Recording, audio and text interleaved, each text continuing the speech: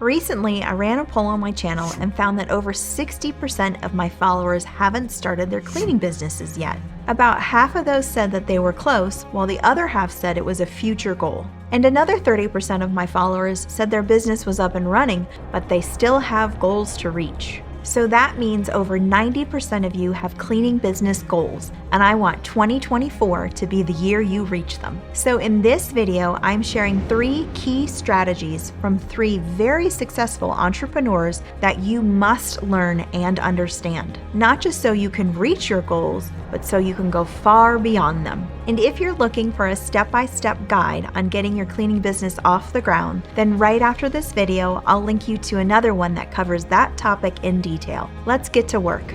Lesson number 1 is to adopt the entrepreneur mindset. Of all the students I coach, a big hurdle many have to overcome is a lack of confidence. And I get it, I've lacked confidence at times myself. Starting this YouTube channel is an example of that.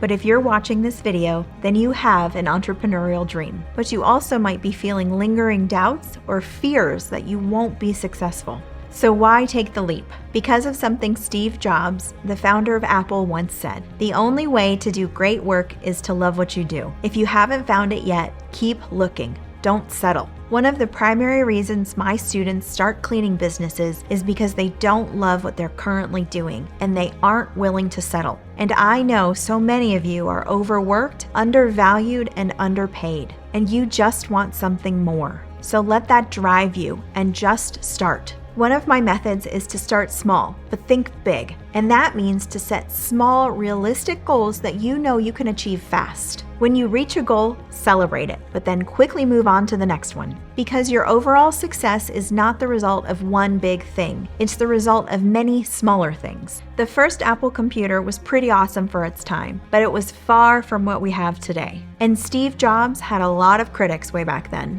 So imagine what would have happened if he let that negativity stop him. So adopt the mindset of successful entrepreneurs. And remember, progress beats perfection every single time. Lesson number 2 is to listen to your market. Many businesses fail because they start selling a product or service without first seeing if there's a demand for it. But good news for you, the cleaning industry is booming, and there are no signs of it slowing down anytime soon. This is true because cleaning is a basic human need, and here are some stats to back that up. The residential cleaning market is expected to be worth over $40 billion by 2025. The commercial cleaning market could reach over $468 billion of revenue by 2027. And the cleaning industry as a whole grows every single year. So unless you live in the middle of a desert or an ocean, there is potential in your market. I currently live in a very small mountain town of around 7,000 people, and I have a thriving cleaning business. And on top of that, I have many competitors in this small market who have more clients than they can handle. But I also owned a very successful cleaning business in a huge market of over 3 million people. So trust me, while market sizes may vary, the demand is out there. But I do encourage you to be flexible when you're just starting out. What you think your market needs the most may not actually be the case. So do your research, test it out, and understand that to at least some extent, your market might dictate what your business becomes. You're still in control, but listen to your market. I love this quote from Alex Hormozi. "There is a market in desperate need of your abilities. You need to find it. And when you do, you will capitalize," all while wondering what took you so long. Don't be romantic about your audience. Serve the people who can pay you what you're worth. And in my 20+ years of cleaning business ownership, that is the absolute truth. So listen to the needs of your market, deliver on your promises, and you will find much success. And lesson number 3 is to find a mentor.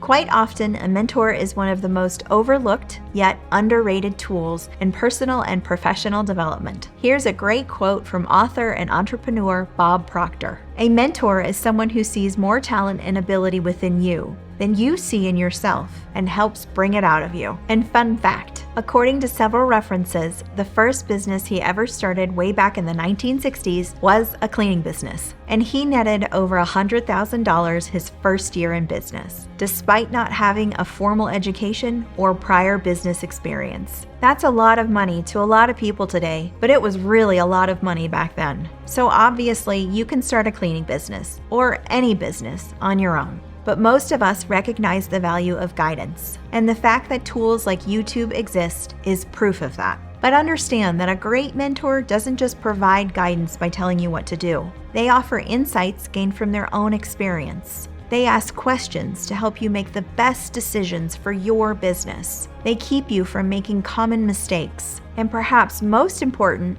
they accelerate your growth. We all know that time is money, so the sooner you reach your goals, the less it ends up costing you. And it's for these reasons that I invested in a mentor to help me build my online coaching business, and that investment has paid for itself time and time again. So if you're interested in working with us, there's a link below where you can learn more. My husband is also a coach inside my program. Together, we run multiple successful businesses, and in time, he may appear in videos on this channel. So if you join our program, you're not just getting one mentor, you're getting two. But finding a great mentor will be a game changer in your professional journey. So seek guidance, be open to learning, and watch as your potential unfolds with a mentor by your side.